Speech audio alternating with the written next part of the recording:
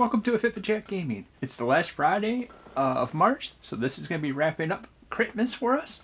So, with that, we're going to be doing a deep dive into Trinket. That's right, the deck that we've been working with all month has correlated into this. So we're going to do a deep dive of Trinket. So let's go over to Moxfield to be able to see what we end up having. Thank you again to folks at Moxfield for letting us use your site to be able to show you what we have working here. Trinket, this is our deck list of Trinket. This is Tiscana, the Rage Mother, is the commander of this deck.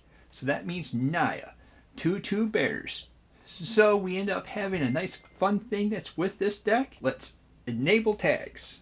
Tags have been enabled. Alright, we're going to go over through the untagged land. Well, let's be honest, we don't have to worry about the untagged stuff so much because all the untagged stuff is stuff that you don't have to be worrying about.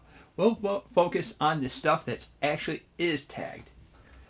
So we have removal. The only removal that we have is Beast Within. It has an Art of a Bear. Obviously, we have Trinket there, so we want to have as much bears that we can end up having. And then we have Shenanigans. With Angel's Grace is a I Can't Lose card. Our type of Courage, it gives our stuff first strike, but makes our opponents lose first strike, and they can't have first strike while that's on the battlefield. And good old Masswood Nexus turns everything into bears. Well, it turns them into everything, but mainly have it for the bears. So, while we're barely talking about these bears, let's jump over to the bears that we have in the deck. We have an Adopted Automaton. It could be a Lord of a Bear, Ascote Bear, Splash. Our Queen, Eula, the Queen Among Bears. The main reason to be able to have bears is this one right here. You get to put 2 +1/+1 counters on a target bear, or we can have a target bear fight one another whenever a bear comes in. That's why we're on the bear train. Druid's Familiar gives a +2/+2 to it and a creature that you have soul bounded. A regular cohort makes another 2/2 changeling, which is a changeling, so it's technically a bear. Mother Bear. Terran Mauler is whenever a person plays a spell, they get a +1/+1 counter on it. So it's important to say with our commander, the only thing that we're worried about is this numbers right here. As long as it has a base of a 2/2, it gets a +3/+3, and we'll be able to get to draw a card when she comes into play. Continue down the bear train with Openwall Bear. And finally, Wilson, the Refined Grizzly. So with us being a 3-color deck, we have to have ways to be able to filter to it. We have Fabled Passage, Evolving Wilds, and Karate Courtyard, allowing us to be able to work for whatever color that we don't have.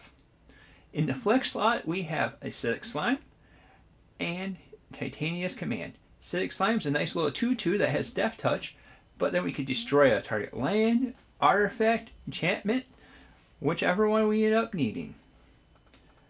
And the command has a bunch of different options that we can come over with it. So we have regular bears, but we gotta bring our good old hate bears to the game as well.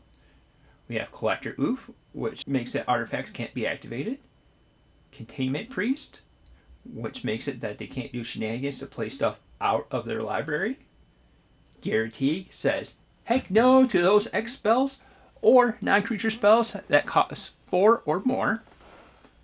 Magus of the Moon takes all those non-basic lands and makes them into mountains. Magahorn ends up destroying an artifact when it comes into play, and from that point forward, while this is out there, all artifacts come into play tapped.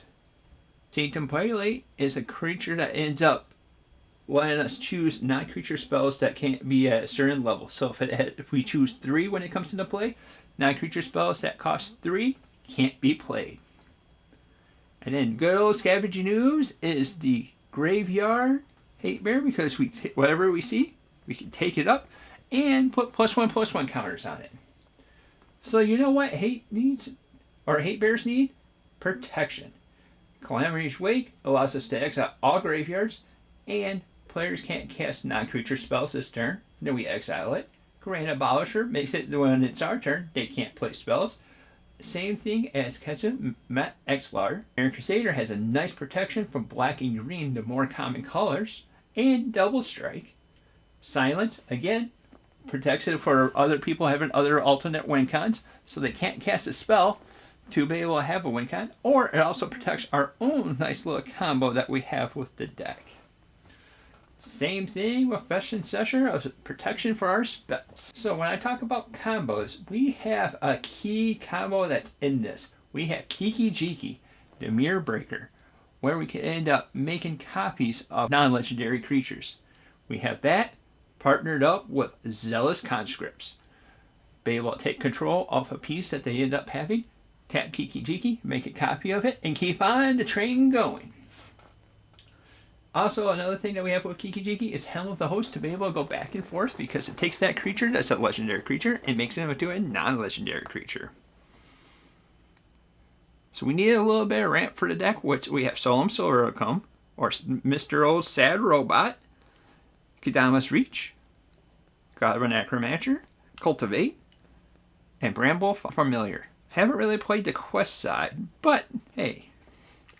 Good old draw fuel is Archivist of Ogma, Beast Whisperer, Annette, Shen of the Sun, and Yathel, the Blade Reforged.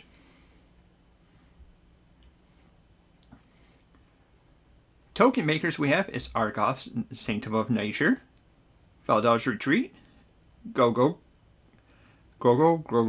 Disciple of Rose, Grizzly Fate, Spawnrite, and Words of Violence. So we tend to draw a lot with this deck. This allows us to pay one and not deck ourselves, and we can end up making a token and make a bunch of bears. Ways that we can end up making more, drawing a bunch of stuff, is blank effects. So we like Cloud Shift, Ephemerate, and the Eternal Wanderer.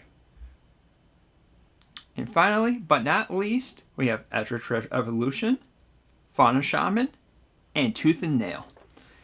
I've had a game where I was end up playing this, and I was able to Tooth and Nail, go fetch the other combo that I ended up needing. I can't remember which one it was. I want to say it was Zealous Conscripts, but I'm not 100% sure. But if you paid the Entwined cost, you can end up also playing it. So we paid 9 mana, and we'll be able to play both of our spells. So we played the Zealous Conscripts and Kiki Jiki, and won through that combo. So with that said, let's switch it back over and wrap up the video. Welcome back. In conclusion, this deck is a solid deck out of the box.